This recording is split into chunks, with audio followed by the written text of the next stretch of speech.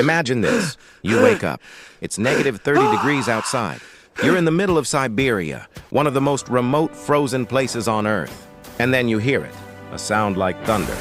But underground, the ground beneath your house starts to shake. Not an earthquake. Something worse. A crater, the size of 15 football fields, opens up in seconds. No warning, no escape plan, just you, the cold, and a hole in the earth that wasn't there 5 minutes ago.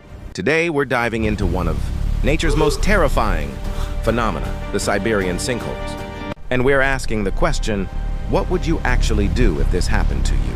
Let's get into it. Okay, first, let's talk about what's actually happening here. These aren't just random holes. They're called thermokarst craters, and they've been popping up in Siberia over the last decade or so. We're talking massive. Like, some of these craters are over 160 feet deep. That's a 16-story building into the ground. And here's the scary part. They form suddenly. One day, the ground is solid. The next, boom, gone. So what causes this? Permafrost. That's permanently frozen ground that's been solid for thousands of years. But with climate change, it's melting. Fast. When it melts, it releases methane gas trapped beneath the surface. That gas builds up pressure, and eventually, it explodes. Picture a soda bottle you've been shaking. That's what's happening under your feet. And if you're living in one of those tiny Siberian villages where the nearest hospital is a 2-day drive away, yeah, you're in trouble. But here's the thing. This isn't just a them problem. This is a glimpse into what extreme environments can do to people. And it makes you think, how would you actually survive this? Let's break it down. So the ground opens. You feel the rumble. Your house is shaking. What do? Most people freeze, literally. Not from the cold, from fear. But here's what you need to know. The first minute is everything. Don't grab your phone. Don't look for your jacket. Don't think, just move. If a crater is forming near or under your home, that structure is going down. Walls collapse. Floors cave in. You do not want to be inside when that happens. Don't grab your phone. Don't look for your jacket. Don't think, just move. If a crater is forming near or under your home, that structure is going down. Walls collapse. Floors cave in. You do not want to be inside when that happens. If you hear cracking or feel the ground shifting, run in the opposite direction. And I mean run, not jog, sprint.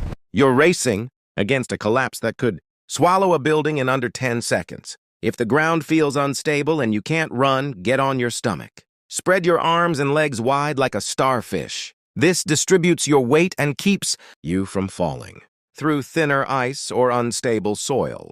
It sounds weird, but it works. It's the same technique people use when they fall through ice on a frozen lake. Now here's the thing, most of us have never trained for this. We're not soldiers, we're not survivalists, but your brain is wired to protect you if you let it. Panic makes you slower, it makes you second guess, it makes you freeze. So in that first 60 seconds, your only job is this. Move. Don't think. Just move. All right, let's say you made it out. You're outside. The crater missed you, but now you've got a new problem. It's Siberia. It's negative 30, and you're in your pajamas. This is where people die, not from the crater, from exposure. Hypothermia can set in within minutes in temperatures like this. Your body starts shutting down. You get confused. You make bad decisions. You fall asleep, and you don't wake up. So here's what you do. Even if it's just a ditch, a snowbank, a broken wall, anything that blocks the wind, wind chill is the killer. At negative 30, a strong wind can make it feel like negative 60. That's instant frostbite territory. No jacket? Use whatever you have. Newspapers, cardboard, even snow. Yes, snow. Pack it around you like an igloo. It sounds counterintuitive, but snow is an insulator. It traps heat. That's how igloos work. And if you have any extra clothing, scarves, hats, gloves, prioritize your extremities. Fingers, toes, ears, nose, those freeze first. Wet clothing in freezing temps is a death sentence. If you're sweating, slow down. If your clothes get wet, take them off and wring them out. Seriously. And here's the tough part. You might be out there for hours. Help isn't coming fast in rural Siberia. You could be miles from the nearest person. No cell service, no roads. So your survival hinges on one thing, staying calm and staying warm. Let's talk about something nobody mentions in survival videos. The mental side? Because here's the truth, most people don't die from lack of knowledge. They die from giving up. When you're freezing, when you're alone, when you don't know if anyone's coming, that's when your brain starts whispering, "This is it. I'm not making it." And the second you believe that, you stop trying. You stop fighting. So how do you fight that? Don't think about the next 5 hours. Think about the next 5 minutes. Can you find a better spot to sit? Can you cover one more part of your body? Can you stay awake for 5 more minutes? Small goals, one at a time. Out loud, I'm serious. Say things like, "I'm okay. I'm still here.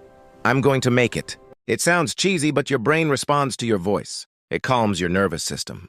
It keeps you focused. This is a trick used by extreme athletes. Close your eyes. Picture yourself somewhere warm. A beach, a fire, your bed. Your brain can actually trigger slight physiological responses just from visualization. It won't keep you warm, but it'll keep you sane. Insanity? That's half the battle. Okay, let's say you made it. Help arrived. You're safe. But here's the thing. The trauma doesn't end there. People who survive disasters like this often deal with PTSD, anxiety, hypervigilance. You start flinching at every sound. You don't trust the ground beneath you. You can't sleep. And in a place like Siberia, where these craters keep appearing, you live with the constant fear that it could happen again. Some families have abandoned their homes. Entire villages have relocated. Because how do you live somewhere when the earth itself is unstable? But here's what's wild. Humans adapt. We always do. Communities come together. They share resources. They create early warning systems. They build new homes on safer ground. And they keep going. Because that's what we do. We survive. We rebuild. We move forward. So why does this matter to you? You're probably not living in Siberia. You're probably not worried about sinkholes. But here's the thing. This is a warning sign. These craters are a direct result of climate change. Permafrost is melting at rates scientists didn't predict. And that methane? It's accelerating global warming even more. This isn't just a Siberia problem. It's a planet problem. We're seeing more wildfires, more floods, more hurricanes, more droughts. And the people who survive them, they're the ones who prepare, stay calm, and adapt. So whether it's a sinkhole, a wildfire, or just a really bad storm, the survival principles are the same. Stay aware, stay ready, and don't panic.